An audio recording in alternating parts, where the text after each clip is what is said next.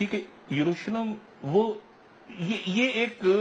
اس کو آپ ایک شہر کے طور پہ، اگر عام شہر کے طور پہ کوئی لے گا نا، اور میں نے چونکہ اس پہ تحقیق کل ایک چھوٹا سیگمنٹ چلایا تھا، تو ایک سیگمنٹ ایک اور چلا دیا، اور اس سیگمنٹ کے آخر میں غالباً اگر میری پروڈکشن ٹیم مجھے گائیڈ کرے تو آخر میں ایک وارننگ ہے، وارننگ جی ٹھیک ہے، اس کلپ کے آخر میں اس وارننگ پہ دھیان دیجیے گا، وہ جو وارننگ ہے، جی ذرا پلے کیجیے گا۔ ڈاکٹر صاحب وہ ناظرین کو دکھا دیتے ہیں۔ یہودیوں کو یقین ہے کہ یہی بستی اس مسیحا کی آمد کا مرکز ہے جس کے بعد ان کے سنہرے دور کا آغاز ہوگا، اور وہ وہیں سے ساری دنیا پر بیٹھ کر راج کریں گے۔ یہ عقیدہ عیسائیوں سے بالکل مختلف ہے، کیونکہ عیسائی یہ کہتے ہیں، ان کا یہ ایمان ہے کہ جب حضرت عیسیٰ علیہ السلام واپس تشریف لائیں گے تو یروشلم ہی وہ جگہ ہوگی، وہ مقام ہوگا جہاں سے وہ عیسائیوں کے تمام عقائد بشمول تثلیث اور صلیب کی تصدیق کریں گے، جبکہ مسلمانوں کا یقین ہے، ایمان ہے کہ یروشلم کا مقدر تحریر ہے کہ وہ اسلام کے دین حق کو سچا ثابت کر کے عیسائیت اور یہودیت کی تکذیب کرے گا۔ یروشلم کا نام تو قرآن میں کہیں نہیں، لیکن یہ آئے قرب قیامت کی نشانیوں کے تناظر میں ملاحظہ فرمائیے، جہاں اللہ تعالیٰ یروشلم کی قسمت کا اعلان یوں فرماتے ہیں، جب آخری دور آئے گا تو یہودی ارض مقدس میں لائے جائیں گے جہاں سے انہیں نکالا گیا تھا۔ یہ وعدہ تو پورا ہو چکا، یعنی یہودی پھر ارض مقدس قائم کر کے وہاں آباد ہو چکے، تو پھر اب کیا ہونا باقی ہے؟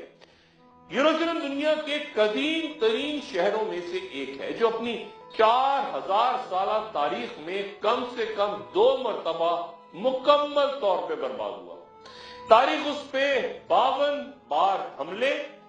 اور 44 بار مختلف قوموں کا قبضہ بیان کرتی ہے۔ توریت میں تو نہیں، لیکن انجیل میں ہیکل سلیمانی کا ذکر 632 بار ہوا ہے، جس کی تفصیل کچھ دیر بعد کہ اس کی مغربی دیوار، یعنی ہیکل کی مغربی دیوار، آج یہودیوں کے لیے دنیا میں کرۂ ارض کا مقدس ترین مقام ہے۔ ہیکل سلیمانی کا ذکر قرآن بطور مسجد کرتا ہے، اور 17 طویل مہینوں تک رسول اللہ صلی اللہ علیہ وآلہ وسلم نے بیت المقدس کی جانب رخ کر کے نماز ادا فرمائی۔ حضرت عمر بن خطاب رضی اللہ تعالیٰ عنہ فاتح یروشلم کی حیثیت سے جب شہر میں داخل ہوتے ہیں تو معمول کے مطابق شہر میں کوئی خونریزی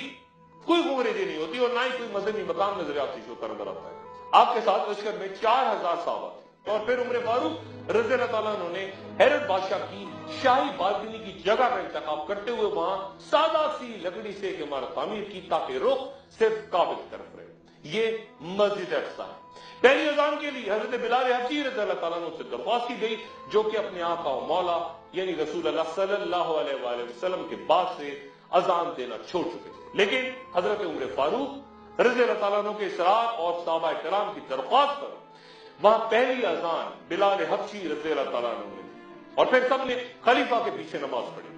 تاریخ بیان کرتی ہے کہ سادہ سی اس ابتدا کے کچھ 50 سال بعد یروشلم میں عظیم الشان اسلامی طرز تعمیر کا آغاز ہوا، تو یہ شہر بیت المقدس یا قدس کہلایا جانے لگا، اور پھر 72 ہجری میں خلیفہ عبد المالک بن مروان نے اس مقام پر جہاں سے رسول اللہ صلی اللہ علیہ وآلہ وسلم شب معراج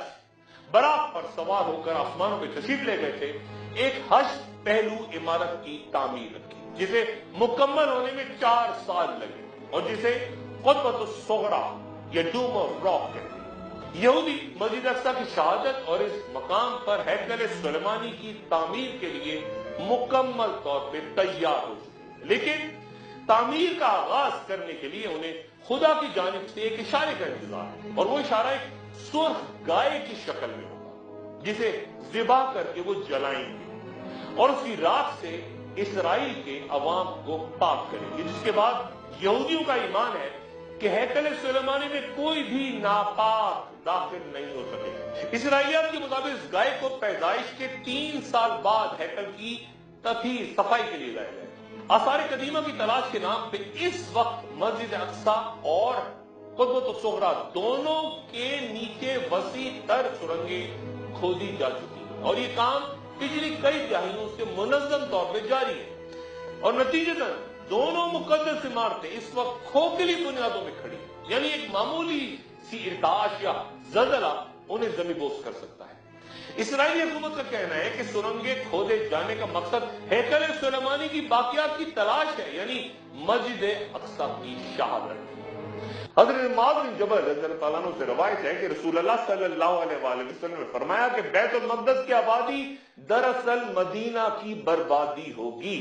और मदीना की बर्बादी हुई तो एक अजीम मार्का शुरू होगा जिसके दौरान कुस्तुनतुनिया फतह हो जाएगा और फिर जल्दी दज्जाल का खरूज होगा। आजकल के मशरिक़ वुस्ता पर जरा नजर तो डालें और फिर सारे के सारे मनाजिर को सामने रखते हुए उन हदीस पर गौर फरमाइए जो 1400 साल पहले बयां हुई। जी डॉक्टर साहब, क्या ये वही दौर है जिसका जिक्र भी नहीं, मैंने तो सिर्फ एक इस पे तहकीक की है यरूशलेम पे। मैं तो सिर्फ वो जो आखिर में जो हदीस है जी, जो बुखारी में भी है, जो मुस्लिम में भी है, जो वो हदीस, उस हदीस पे मैंने कहा था कि वार्निंग उसको दें या उस पर गौर करें, और वो ये है कि बैतुल मक़दस की आबादी जी, यसरब या मदीना की बर्बादी से मुंसलिक है। तो वो जगह जब आबादी होना शुरू हो जाए और वहां पर आपको ज्यादा एक्टिविटी नजर आए, तो इसका मतलब ये है कि मुसलमानों, मैं इससे ज्यादा बस बातें करना चाह रहा हूं, हदीस को जिस तरह से भी लोग समझना चाहें। जी, रेक्स टिलरसन जो हैं वो कह रहे हैं कि हमने ऐलान किया है, लेकिन वो फोर्स होंगे आने वाले दिनों में। मुझे नहीं पता मुस्लिम ममालिक कहाँ पे हैं, कहाँ खड़े हैं, कौन सी रियासतें हैं। ये तो पिछली सदी में कागज के ऊपर ऐसे करके नक्शे बना दिए थे, और वो नक्शे अब इस तरह से मिट रहे हैं कि गाड़ियां जो है वो इस तरह से नक्शे इस तरह से हैं कि इराक और शाम में एक जगह है जहां पर वो रेत का टीला बना हुआ था, तो उस रेत के टीले के ऊपर से गाड़ियां गुजार कर उन्होंने नक्शा खत्म कर दिया इराक और शाम के दरमियान। मैं वो जगह देखना है कि ये कैसे गाड़ियां जा रही है। उन्होंने कहा यहाँ एक जमाने में ये बाउंड्री होती थी, रेत का टीला होता था। तो बात ये कि ये हमें अल्लाह का शुक्र अदा करना चाहिए पाकिस्तान को कि पाकिस्तान वो मसालिक के झगड़ों से दूर रहा। पाकिस्तान अपने अंदर हजार बुराइयां, बदमाशियां, ये वो, लेकिन जैसे तैसे करके रियासत ने अपने आप को संभाल के रखा। और हम यरूशलेम के लिए जिस हद तक आवाज उठा सकते हैं हम उठाएंगे, हमें उठानी चाहिए। ये हुकूमत का मसला भी नहीं है, ये जो है ये मतलब ये एक ऐसा मसला है जो कि पूरी दुनिया के जो अमन है उसको खराब करने की एक साजिश हो सकती है, और वो उस तरफ मामला लेके जाए जाने की कोशिश होती है। हर कुछ ऐसे के बाद फिर रोक दी जाती है, फिर कोशिश होती है, फिर रोक दी जाती है। इस दफा देखना है कि कोशिश कामयाबी होती है या नहीं होती।